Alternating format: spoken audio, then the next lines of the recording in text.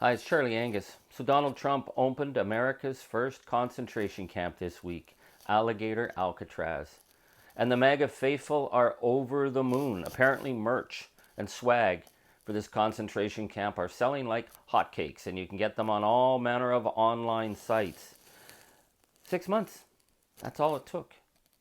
From the moment we watched Elon Musk give a Nazi salute during the presidential inauguration, and the media said, oh, it wasn't really a Nazi salute, he was just being enthusiastic, to seeing students being kidnapped off the streets by men with masks, to judges arrested in their courtrooms, to senators thrown onto the ground and handcuffed. Did anyone doubt that we are going to reach this point?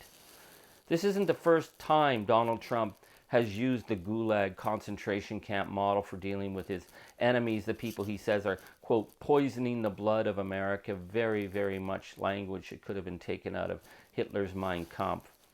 He tried it with sending mass deportations to El Salvadorian concentration camps. That's where Alberto Garcia was sent and tortured.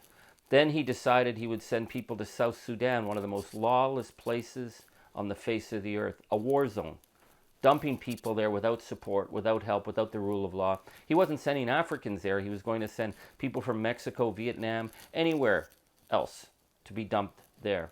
This idea of holding people beyond the rule of law is fundamental to fascism. But you haven't seen anybody really in the media talking about concentration camps or what this means for the rule of law. They're still tiptoeing around the MAGA predator. I just want to read to you some of the fundamental identifiers of concentration camps so we can set this up properly. I'm referring to the book by Andrea Pitzer, One Long Night, A Global History of Concentration Camps, which is a very dark read but very important. She identifies 4 key factors. 1, concentration camps are used to house those who have had no trial. They hold people not for crimes, but because of cultural, political, religious, or racial identity. 3, that the innocent and the guilty get swept up because there is no rule of law. And 4th, detainees are held without the promise of release or legal counsel. Well, this is the legal system in Donald Trump's America.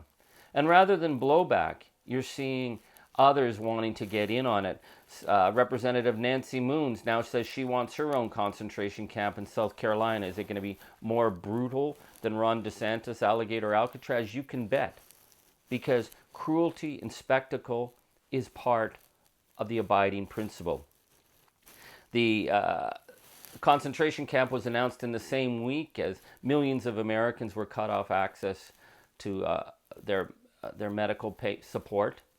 But this is the thing about MAGA. Donald Trump has always promised people he's not going to look after them, but he can guarantee that he'll be meaner and more vicious to the people that they've been taught to despise. And so the cruelty and the circus of cruelty is very much part of the MAGA allure. But there's another part of it that's really important to factor in, which is that the debasement of symbols, the debasement of institutions for Donald Trump is very important because it forces the legal, political, religious, economic elite to go along with the debasement and the degradation. So in the same week that he announced Alligator Alcatraz, he was bragging that he was going to set up a cage match on the White House lawn. And so this is where we're at, my friends. You know, remember a few months ago when Homeland Security was denying Kristi Noem's apparent plan to try and set up a reality TV show where desperate migrants had to fight for citizenship. Well, maybe she was just an early adopter. Right now, we are in a very, very dark phase. And where we go from here, we have to really start thinking about. Some of the detractors have called this concentration camp Alligator Auschwitz. That's not actually, I think, the most accurate term because it took a number of years for the death camps to be set up. It took a number of years to dehumanize people to the level of mass killings. It began with Dachau.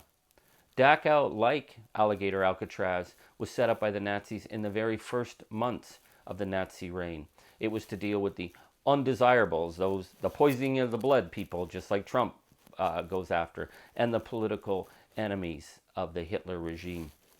But there was a big difference between the early presentation of Dachau and Alligator Alcatraz. You see, the Nazis were still very concerned about public opinion, so they sent in propaganda crews to photograph what they called the truth about Dachau, which showed well-fed prisoners, them being part of rehabilitation, them being treated properly in proper buildings. Well, Donald Trump's throwing all that out the window. He doesn't want an image of people being treated fairly or properly. He wants the sadism. He wants the brutality. Hence the talk about, people having to outrun alligators if they're that desperate. And that message is a dog whistle to very, very, very dark places. Laura Loomer, okay, she might be a bit of a nut bar, but she's certainly one of the MAGA faithful. And now she's saying that, that if we get started early, the alligators will be able to feed on 65 million meals. 65 million. That's roughly the population of Latino America in the United States right now. Is that where we're going with this? What we're seeing here in some ways, beyond the debasement and the degradation and the cruelty of MAGA America, is that the moral rot that has been festering for a long time has come home. The moral rot of Guantanamo Bay and Abu Ghraib and those atrocities. For 4 presidents and for 24 years, the United States accepted the principle that men or women could be rendered off the streets, have a bag thrown over their head, sent to a place that was beyond the rule of law where they could be tortured and humiliated and held indefinitely.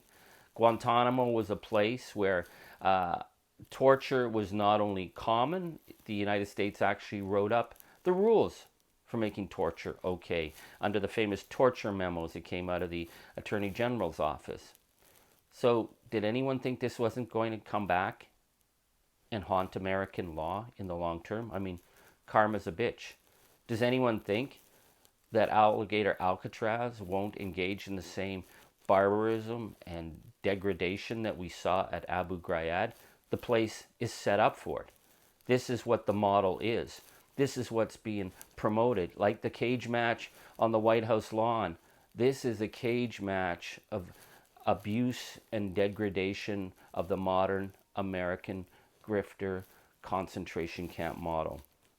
I think it's really important for us to start speaking in the language of the American Dachau, because where this goes, I'm not ready to say, but I think we all know that this is on a very dangerous slope with the mass amount of money being now given to ICE. They are now considered beyond the rule of law.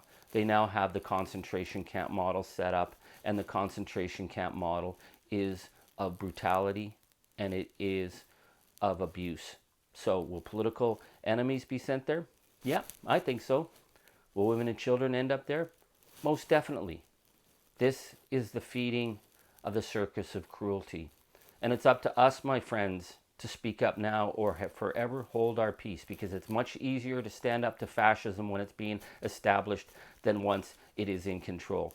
So my friends in the United States, I weep for you. I know the fear and the panic of seeing ICE, and I know how dangerous it is now to live in the United States and to speak up, but you have to speak up. The media are not speaking up. Our political leaders are not speaking up. We need grassroots resistance.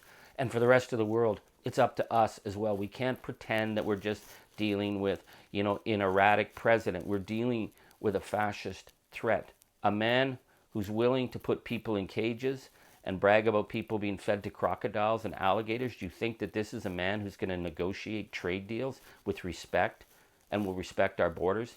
It ain't going to happen. So here we are, 6 months in. We don't know how long this is going to go on, but we know we're at the beginning of a very, very dark ride into a very dark place. And we have to start lighting those candles. We have to start speaking up. We have to stop this while we can. I'm Charlie Angus.